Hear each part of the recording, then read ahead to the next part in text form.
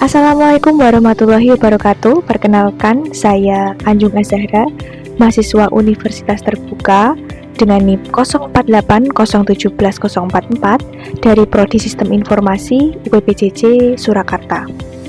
Di sini saya akan membuat tugas praktek tugas 1 mata kuliah Administrasi Jaringan STSI 4309. Kita diminta untuk mengalokasikan seorang administrator jaringan yang bertanggung jawab merancang dan mengimplementasikan jaringan komputer untuk sebuah perusahaan kecil yang sedang berkembang. Perusahaan ini memiliki kantor pusat dengan 3 departemen serta 1 kantor cabang di kota lain. Spesifikasi jaringannya yaitu ada departemen penjualan 50 perangkat, departemen pemasaran itu ada 30 perangkat, departemen teknologi informasi atau TI itu ada 10 perangkat, server ada 5 perangkat, dan tersedia koneksi WAN menuju kantor cabangnya. Kantor cabangnya itu totalnya 20 perangkat, juga tersedia WAN menuju kantor pusat. Alamat IP yang tersedia itu /24 ya, 192.168.10.0/24. Desain subnettingnya, kita sudah harus menentukan subnet masknya, jaringan, alamat jaringan atau network address, rentan alamat IP-nya atau usable range, dan alamat broadcast-nya. Nah ini, pastikan alokasi IP tidak hanya mencakup saat kebutuhan yang digunakan sekarang, tetapi juga menyediakan ruang pertumbuhan di masa depan. Saya mengalokasikan atau menambahkan masing-masing 10 perangkat. Jadi, nanti di penjualan saya tambahkan 10 perangkat menjadi 60, pemasaran menjadi 40, TI menjadi 20, server menjadi 10. Tuh. Saya sudah membuat tabel subnetnya seperti ini hasilnya ya. Tabel subnettingnya yaitu di statement atau divisi kantor pusat itu ada penjualan, kebutuhannya saya membutuhkan 60 karena saya mendapatkan 10. Subnetting masknya saya membuat /26 itu dari sini. /26 itu rentan IP-nya 192. Jadi 255.255.255.192 itu 62. Oke, 60 ya. 60/26 rentan alamat IP-nya segitu 1 sampai 62. Alamat broadcast-nya juga 60. Lalu di pemasaran itu ada kantor pusatnya di pemasaran itu 40 kebutuhan hostnya. Slash-nya juga sama 26 karena rentannya masih sama ya. Nih. Rentannya masih sama. Butuhkan alamat IP sampai 192. Di kantor cabang itu ada kebutuhan hostnya 30/26 juga. Karena rentannya juga masih sama 192. Usable range-nya 193 sampai 254.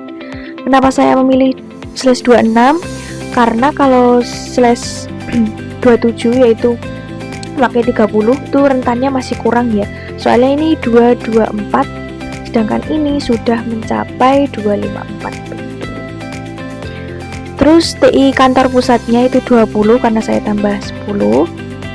/27 karena rentannya kebutuhannya nih, kebutuhannya 30 jadi /27. Lalu di server kantor pusat itu 10, saya memilih /28 ini karena ini ya rentannya di 14.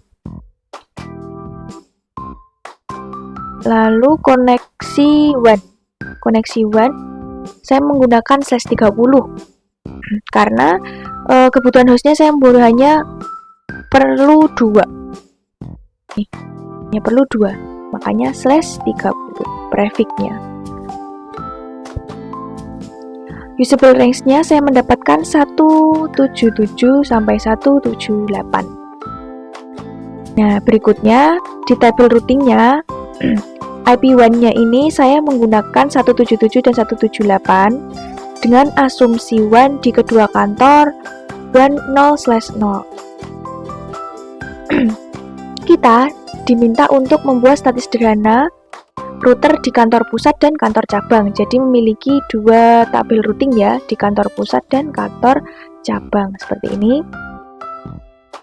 Tabel harus menunjukkan bagaimana router akan meneruskan lalu lintas antar subnet. Ini keterangan yang mencantumkan destination network, subnet mask, next hop, atau interface.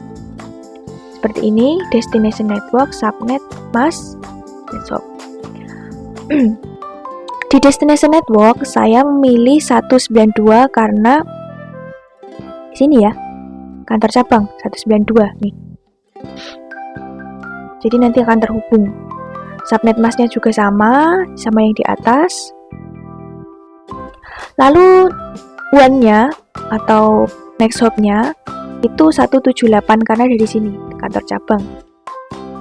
Keterangannya itu arah ke kantor cabang. Lalu di sini 64 karena kita ke subnet pemasaran lokal. Slashnya 26 karena subnet masknya masih sama. Lalu next hop-nya tidak usah dikasih WAN ya karena sudah terhubung sendiri. Yang ini juga sama, tidak usah dikasih WAN karena sudah terhubung. Ke subnet penjualan, ke TI, ke server sama saja. Lalu di kantor cabang itu akan meneruskan ke keterangan ke kantor pusat, yaitu ke penjualan, pemasaran, TI, server itu ke kantor pusat. Networknya saya memilih ini. Lalu subnet masknya itu 192/26.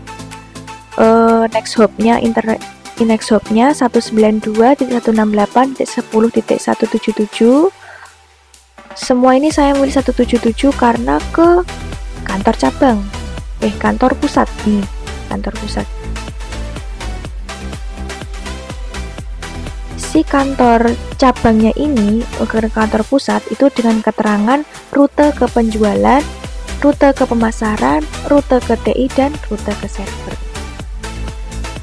Baik, segitu dulu yang dapat saya sampaikan laporan mengenai tentang pengamatan IP ya. Bila ada salah kata atau kurang penjelasannya, saya mohon maaf dan semoga bisa dikoreksi. Wassalamualaikum warahmatullahi wabarakatuh.